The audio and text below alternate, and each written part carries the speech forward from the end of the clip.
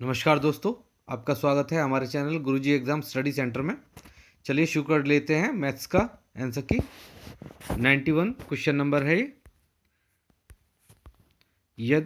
यदि 10 की power 3x is equal to 125 हो तो 10 माइनस 2x का मान क्या होगा। 10 माइनस की पावर 2x का मान क्या होगा। तो ये 1/25 होगा।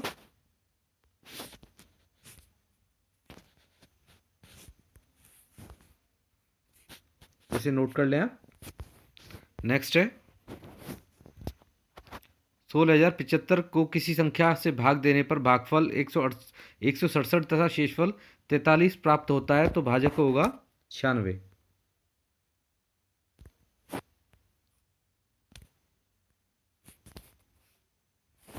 नेक्स्ट है 50 से छोटे धन पूर्णांकों में अभाज्यों की संख्या 15 है।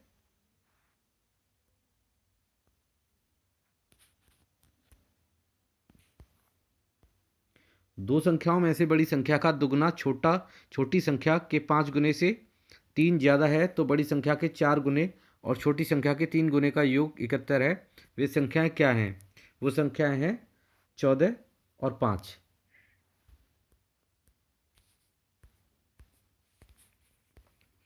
एक वर्ग का क्षेत्रफल जिसकी एक भुजा 8 सेंटीमीटर है उस आयत के क्षेत्रफल के बराबर है जिसकी लंबाई 16 सेंटीमीटर है। आयत की चौड़ाई ज्ञात करें। तो यहाँ 4 सेंटीमीटर है।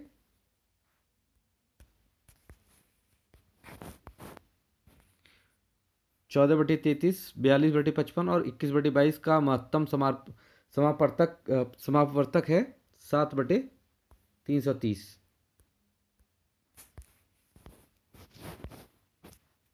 इन ब्रैकेट 7 + 2 √10 का वर्गमूल है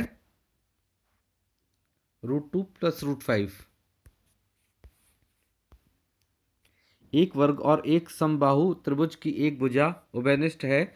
यदि त्रिभुज की एक भुजा 4/3 सेंटीमीटर लंबी है तो इस आकृति का परिमाप क्या होगा। यह है 6 सही 2/3। निम्नलिखित में से कौन सी संख्या 99 से विभाजित होती है। तो 9 और 11 से विभाजित जो होगी वो 99 से विभाजित होगी। ये 11, 43 और 45 है। पाई क्या है। पाई एक अपरिमेय संख्या है।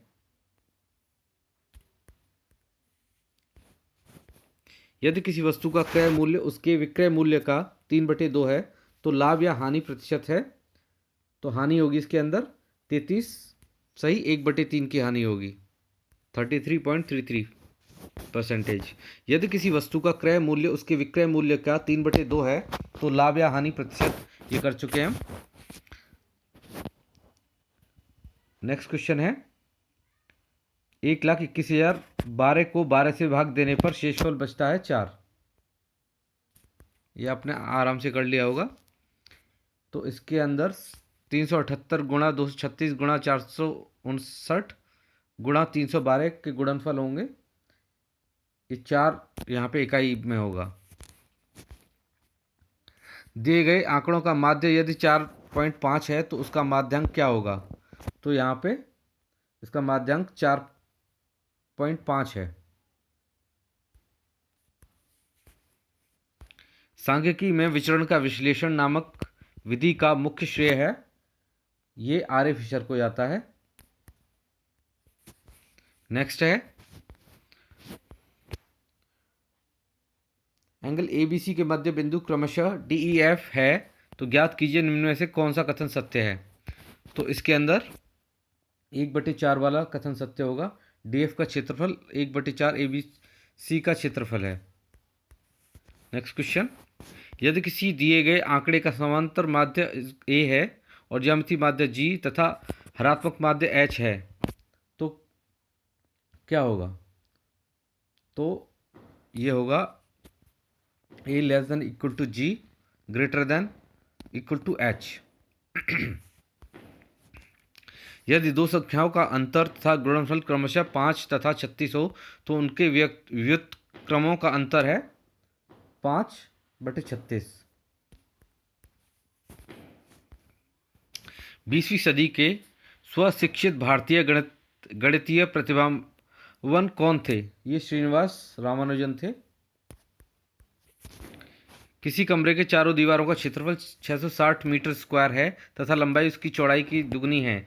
यदि कमरे की ऊंचाई 11 मीटर है तो उसकी छत का क्षेत्रफल ये आएगा 200 मीटर स्क्वायर। यहाँ पे a/3 = b/4 = c/7 हो तो a plus b plus c बटे 7 का मान होगा 2।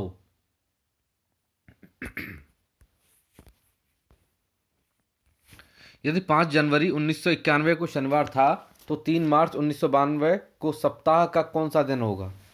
ये मंगलवार होगा।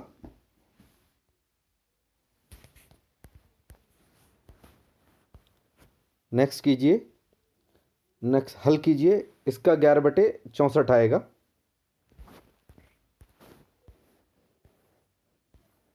एक त्रिभुज की रचना करने के लिए संभव भुजाएं हैं ये 6.3 सेंटीमीटर और 5.9 सेंटीमीटर और 4.6 सेंटीमीटर। दो भुजाओं का योग तीसरी भुजा से अधिक होना चाहिए।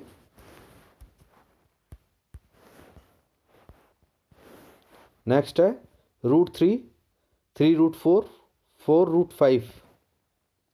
तो इसका आरोही क्रम में व्यवस्थित कीजिए। तो यह है 4√5, 3√4 और √3।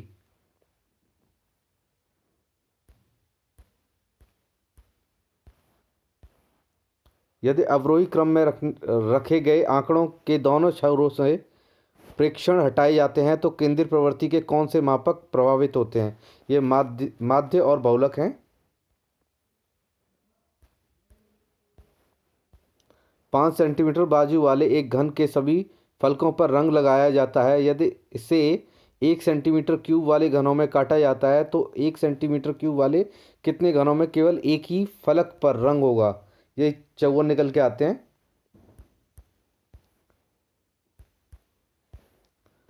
पंचभुज के अंतः कोण का योग ज्ञात कीजिए। ये 540 डिग्री आएगा।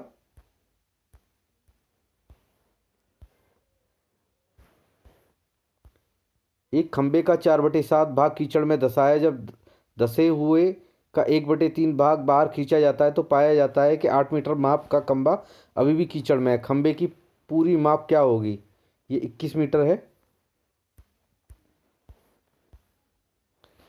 ए और बी किसी काम को 12 दिन में करते हैं। बी और सी उसी काम को 15 दिन में करते हैं। सी और ए उसी काम को 20 दिन में करते हैं। ए अकेले उसी काम को कितने दिन में करते हैं? तो ये 30 दिन निकल के आएगा।